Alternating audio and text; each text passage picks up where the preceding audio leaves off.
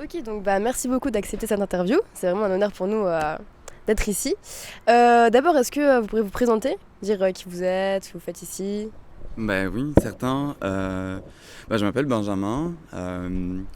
Moi ici, ça fait à peu près 8 ans que je suis au Québec et après avoir travaillé en tant que postdoctorant en laboratoire, j'avais le goût de donner un petit peu plus puis d'être plus en contact avec mes valeurs qui ressortaient petit à petit. Et j'ai rejoint un projet qui a commencé en 2016 qui s'appelle Les Jardineries. Et c'est un petit peu là où vous êtes en ce moment. Donc c'est ça, les jardineries sont nées en 2016. L'idée c'était d'ouvrir l'espace en fait, d'utiliser un espace inutilisé. Donc il était fermé au public sauf une fois par année. Et l'idée ça a été de demander à s'approprier ça pour en fait l'offrir après aux gens du quartier. C'était vraiment ça. L'idée c'était de créer un café citoyen avec des belles valeurs. Une des premières valeurs évidemment c'est la valeur écologique et éco-responsable. En fait, peut-être que vous ne le voyez pas aujourd'hui, mais la première version des jardineries, toutes, toutes étaient des matériaux réutilisés. Là, ce qu'il en reste aujourd'hui, vous voyez un petit peu partout, il y a des bobines, des grosses bobines qui sont des matériaux en fait qui allaient être jetés. Et nous, on a demandé à les réutiliser. Avant, il y avait une structure ici. La structure elle-même était toute faite avec quand même des matériaux neuf, on n'avait pas le choix par la réglementation, mais tout le reste c'était des portes. On avait ramassé des portes et ça donnait très très bien. Bon après avec les intempéries tout ça c'est pas évident, mais aussi vraiment l'idée c'était vraiment de récupérer un max d'affaires. Donc il y avait aussi des chaises, on avait fait un événement ramenez votre chaise et on vous offre une salade. Ou, en tout cas c'était un petit peu ça. Il y avait un échange puis ça a vraiment bien fonctionné donc il y avait cette partie là donc vraiment de réutilisation. Après, au niveau écologique aussi, au niveau de l'empreinte écologique, il y avait vraiment donc tout ce qu'on fait, on essaye de le réduire le plus possible. Donc l'idée c'était d'avoir un potager qu'on avait créé nous-mêmes, utiliser le potager pour faire la cuisine et c'était ça qu'on servait aux clients. Bon, on a eu un petit peu de succès, donc il y avait trop de clients par rapport à ce qu'on arrivait à fournir, mais après aussi tout ce qui était ustensiles et assiettes, tout ça est compostable en fait. Donc on a vraiment, la vision des déchets est vraiment très grande. Au niveau du nombre de déchets, vraiment déchets, on en produit très très peu. On a peu de recyclage, par contre, on vend beaucoup de canettes. Et en fait, on fonctionne avec un organisme qui s'appelle les valoristes. Les valoristes sont implémentés ici à Montréal. Les valoristes, en fait, sont une entreprise de réinsertion sociale.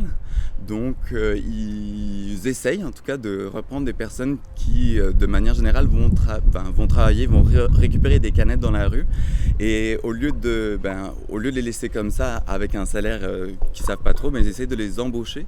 Et en fait nous ce qu'on fait c'est qu'on leur amène toutes nos canettes, eux ils les trient et ils prennent un certain pourcentage, je pense 15 à 20% sur le prix des canettes, ce qui revient pas mal. Et donc ouais c'est ça. C'est ça, et puis sinon, ça dépend des fois. Parfois aussi, en fonction des personnes qui viennent, il y a aussi un partage qui se fait avec des personnes qui en ont vraiment besoin aussi. Donc voilà, maintenant je te présentais vraiment plus le côté éco, la valeur éco dedans. Sinon, les autres valeurs, je pense que l'idée vraiment c'est de créer cet espace et de l'offrir. Et donc, il y avait le souhait de partir. C'est-à-dire qu'on arrive, on essaie de développer quelque chose, ça fonctionne, eh bien on va petit à petit, grâce à du bénévolat, puis avec des connexions, faire que le quartier se l'empare et donner les clés. Et dire voilà comment nous on a fonctionné, si vous voulez reprendre le projet, il est à vous. C'était ça, c'était vraiment, nous on est là pour essayer de redynamiser, mais après c'est à vous, ça vous appartient. Il fallait toujours conscientiser les gens qui venaient que ça leur appartenait. Donc on a fait différents ateliers, des ateliers d'agriculture urbaine, des ateliers de champignons. En tout cas, on a conçu un jardin communautaire, justement pour essayer d'avoir ces personnes qui venaient. On a aussi eu à un moment donné un poulailler. Puis on a construit finalement un four à bois dans lequel on l'utilise pas mal pour aussi des ateliers différents, que ce soit faire du pain ou des pizzas. Mais voilà. Voilà, je pense que je peux te parler vraiment beaucoup. Je peux juste jamais m'arrêter. Mais si tu as des questions plus précises, n'hésite pas. Est-ce que vous pensez que c'est quelque chose qui a émergé seulement dans ce quartier ou des projets comme ça, comme le vôtre par exemple, est-ce qu'il y en a, vous pensez par exemple ailleurs au Québec, à Montréal, dans d'autres villes? Est-ce que c'est la tendance un petit peu d'aujourd'hui? Je pense que c'est la tendance d'aujourd'hui. Alors, juste pour clarifier, c'est pas moi, c'est pas mon projet. Le projet est né d'un organisme qui s'appelle Pépinière Espace Collectif. Donc, c'est vraiment eux qui ont parti ce projet-là. C'est deux personnes qui ont des idées folles et puis ils ont commencé très tôt à faire ce genre de projet. En fait, c'est eux qui ont créé le village au pied du courant. Ça a très bien fonctionné, puis ils ont commencé à vraiment faire d'autres projets. Ici, c'était leur premier projet avec une cuisine, mais en fait, ça explose. C'est vraiment...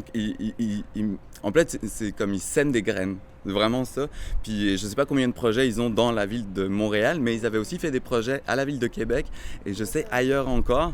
Mais je pense que leur souhait est de transmettre cette envie et cette façon de faire le plus largement possible, c'est-à-dire vraiment utiliser des endroits de manière éphémère et puis peut-être céder la place aussi à des gens qui ont envie de reprendre cet endroit. D'accord. Donc en fait, c'est un endroit qui peut être repris par exemple par des personnes, justement, juste des citoyens qui veulent reprendre l'endroit et continuer le projet, c'est ça? Ben, normalement, c'est ça la vocation. Maintenant, comme je vous dis, j'ai quitté l'espace il y a 1 an et demi. Et donc, je sais que c'est ça en fonction des subventions, tout ça. Parfois, les vocations, c'est pas qu'elles changent. Je pense que c'est ça la dynamique, mais à savoir dans combien de temps on va être capable de le faire. Puis à savoir comment est-ce que... Parce que c'est pas évident de toujours approcher. Tu sais, il y a un côté très arriviste. Tu arrives à quelque part, tu dis, voilà, je vais faire quelque chose, ça va être grandiose. Mais oui, mais t'es qui, toi, pour nous dire que ça c'est grandiose? Donc, c'est vraiment comment, sympathiser ou comment donner cet espace de la bonne manière. C'est pas toujours évident. Donc, mais je pense que la vocation est quand même là de semer une graine puis que quelqu'un d'autre la reprenne pour que ça devienne, peut-être non pas les pépinières, mais que ça devienne vraiment les jardineries. Parce qu'en ce moment, c'est une dépendance, mais que ça devienne juste les jardineries. D'accord. Et donc dans le cadre de ce projet, est-ce que vous avez remarqué que par exemple les personnes, les citoyens d'ici voulaient vraiment s'impliquer dans la protection de l'environnement, dans tout ce qui était écologique? Est-ce que c'était une des raisons pour lesquelles ils venaient ici aussi? Ah, ça c'est difficile à répondre parce qu'en fait, tu sais, sur tout le public qui vient, tu vas en avoir vraiment qui sont très conscientisés de ça. Et puis qui sont, tu sais, eux ils savent très bien, ils voient, ils vont aller vers les poubelles puis ils vont trier. Il y en a d'autres par contre pas du tout. Mais maintenant ça fait partie de nos valeurs aussi. Je veux dire, on arrive à quelque part puis on arrive avec des valeurs puis on veut présenter ces valeurs. Donc c'était à nous aussi de partager ça. Donc il y avait vraiment une signalétique aux cuisines pour conscientiser le public. Ben voilà. Nous, on essaie d'être éco-responsables. Tout ce que vous consommez ici, c'est compostable ou recyclable. Donc, juste faites attention. Mais je dirais, tu sais, c'est ça, c'est difficile. Je dirais qu'il y a peut-être ça dépend des soirées. Ça dépend de... Mais tu sais, il y a des soirées où tout à coup, tu as 80% des gens qui, en fait, sont tout à fait conscients de ça puis qui sont tout à fait reconnaissants qu'on fasse ça. Puis d'autres soirées où c'était vraiment un autre style de personnes qui viennent. Donc, mais les gens du quartier, de manière générale, étaient quand même conscients. Je pense qu'ici, dans le coin de chez la Maisonneuve, il y a vraiment cette conscience-là aussi. Donc, j'aurais tendance à dire que si on prend juste la partie des gens qui viennent de manière répétée ici, allez, peut-être 60% des gens étaient conscients, puis ils venaient aussi avec l'envie de savoir qu'ici, on fonctionnait comme ça. D'accord. Ok, donc là après j'ai des questions un petit peu moins en rapport avec le projet mais plus en général sur l'écologie. Okay. Et voilà, surtout comme vous participez à ce projet et que vous êtes active là-dedans. Donc selon vous, est-ce que votre gouvernement fait le nécessaire pour protéger la planète? Ah, c'est génial. Alors, je suis pas quelqu'un de très très politisé. Donc pour moi ça va être difficile de répondre à ça. Je sais pas tant quelle est la position à avoir. La réponse sincère, ça va être plutôt non. Mais le mot gouvernement, c'est quand même très large. Je pense qu'il y a vraiment différents partis. Je pense qu'il y a beaucoup de bonne volonté dans certains des partis. Il y en a d'autres qui visent un petit peu moins ça. Mais la conscience écologique est quand même très très présente. Maintenant, c'est quand même très compliqué parce qu'il y a des... Vous savez, le Québec... a quand même une drôle d'histoire dans laquelle la production d'électricité a une grande importance. Et je vous inviterai à aller voir peut-être une pièce qui en parle d'une manière assez intéressante qui s'appelle J'aime Hydro, qui permet peut-être de voir aussi qu'est-ce qu'un enjeu écologique et comment il est difficile en fait de répondre à ses citoyens tout en étant écologique et de garder une place aussi, parce qu'un gouvernement ne va pas fonctionner tout seul et un pays ne va pas fonctionner tout seul, il va fonctionner en collaboration avec les autres pays. Donc je pense que c'est quelque chose qui est vraiment pas évident, mais je pense que c'est un peu notre devoir peut-être en tant que citoyen d'appuyer sur le clou, de taper sur le clou. Je pense qu'il ne faut pas oublier qu'on a beaucoup de droits à l'expression et que parfois on arrive à faire bouger les choses. Donc j'aurais tendance à dire que le gouvernement, peut-être qu'il en fait peut-être pas autant que ce que je voudrais, mais je pense qu'il en fait aussi une partie. Voilà. Est-ce que ça se ressent dans la vie quotidienne de quelqu'un qui habite ici, comme vous par exemple, que par exemple, que les personnes font attention à l'écologie et est-ce qu'il y a des choses qui sont mises en place dans la vie quotidienne, par exemple, je sais pas vraiment si c'est clair, mais... Mais en fait, ce que je pourrais te dire, c'est qu'une partie, une des plus grosses empreintes quand même qu'on a nous en tant que citoyens, c'est nos déchets. Donc moi j'étais quand même surpris aussi ici comment sont gérés les déchets. Après il y a plein d'autres endroits où mais clairement on voit vraiment que ça s'améliore.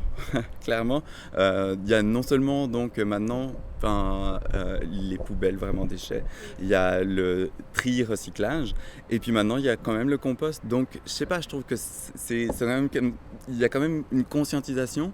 Ça évolue petit à petit. Tu sais, à un moment donné, on a arrêté de donner des sacs plastiques en épicerie. Ça, peut-être qu'à d'autres endroits, ça avait déjà été fait. Maintenant, on n'en donne plus. On les vend. C'est ça, je pense que sur certains aspects, peut-être qu'on est en avance, sur d'autres, peut-être un peu moins. Mais je pense que l'envie est là. Puis je pense que oui, la graine est plantée dans beaucoup de cerveaux de gens. Vraiment, le côté bio et compagnie, il y en a beaucoup qui sont sensibles à ça. Après, parfois, il faut aussi avoir de l'argent pour être écologique. Mais pas toujours. Hein. Après, par contre, c'est un gros combat. Genre, si tu veux fonctionner sans contenant, ça se fait. Mais c'est pas évident. C'est ça. Après, tu peux te dire, est-ce que si je réutilise un contenant, je le lave combien de fois? Est-ce que mon savon, est-ce qu'il est bio? Qu'est-ce que je crée? En tout cas, donc, et je pense qu'ici, il y a quand même cette conscience là, vraiment. D'accord. Et comment voyez-vous la situation environnementale dans 20 ans, par exemple? Putain. La question, quoi. Par rapport à ce qui se passe actuellement, par rapport à ce que vous connaissez?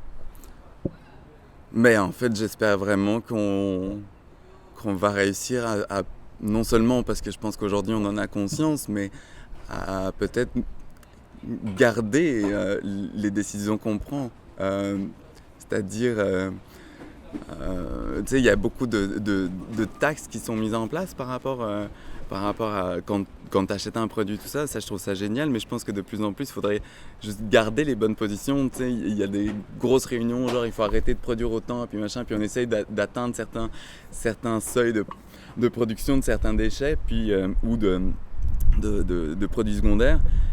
Et puis en fait, petit à petit, on dit oui, mais non, finalement, on n'a pas réussi. Donc je pense que, écoute, d'ici 20 ans, ce que j'aimerais bien en fait d'ici 20 ans, c'est juste que ça ne puisse plus passer par la tête de personne que ça n'existe pas.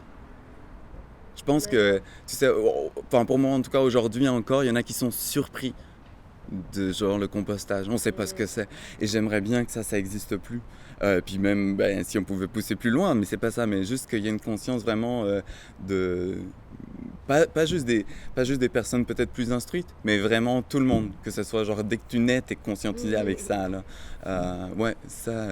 Mais la situation environnementale globale, écoute, je pense que j'ai pas les outils pour te répondre, puis j'ai pas les connaissances générales suffisantes, là. Et puis ça touche à tellement de questions, tellement. sais, je pense qu'il y a vraiment, juste par rapport au transport en commun aussi, et l'utilisation des voitures, tu sais, comme tu vas dans la ville, puis tu vois que dans une voiture, il y a juste une personne, hein. C'est vrai. Pourquoi? C'est quelque chose qui... Donc, il y a aussi énormément de développement à faire ici, puis de conscientisation de genre, arrêter de rouler tout seul, quoi. Genre, je sais pas comment faire, mais arrêter de rouler tout seul, c'est pas possible.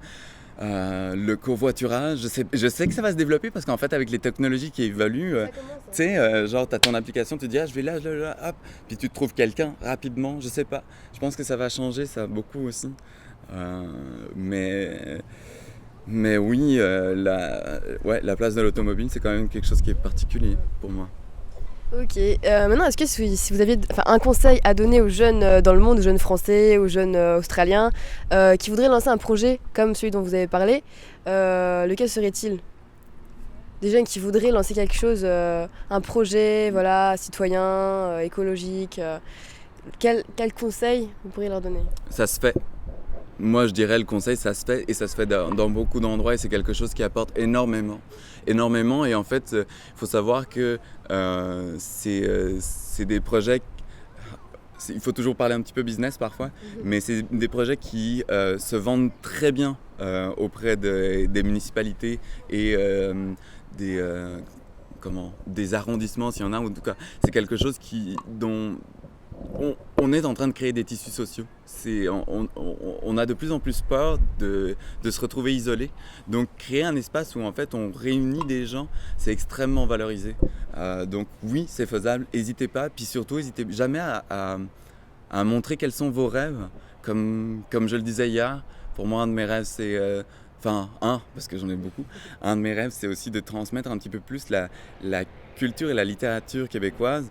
Et donc, tout d'un coup, je profite de cet espace pour réunir des gens qui me tiennent à cœur. Puis ça fonctionne. C'est beaucoup d'énergie à mettre, c'est sûr. Mais si on est têtu et puis qu'on veut et il faut aller sonner les bonnes clochettes aussi, hein. Mais oui, ça se fait. Donc, le meilleur conseil, c'est abandonnez pas. Du coup, c'est fini. Est-ce que vous avez quelque chose à rajouter, que vous aimeriez dire Non. En tout cas, je pense que je vais juste remercier en fait du fond du cœur tous les bénévoles qui ont participé à ce projet-ci. Ça a été des gens qui ont tellement donné, c'était hallucinant parce qu'en fait, sans eux, le projet n'existe pas. C'est vraiment ça. Donc ouais, mon dernier mot, ça s'en va à tous nos bénévoles des jardineries que j'aime énormément d'amour. Ok. Merci beaucoup.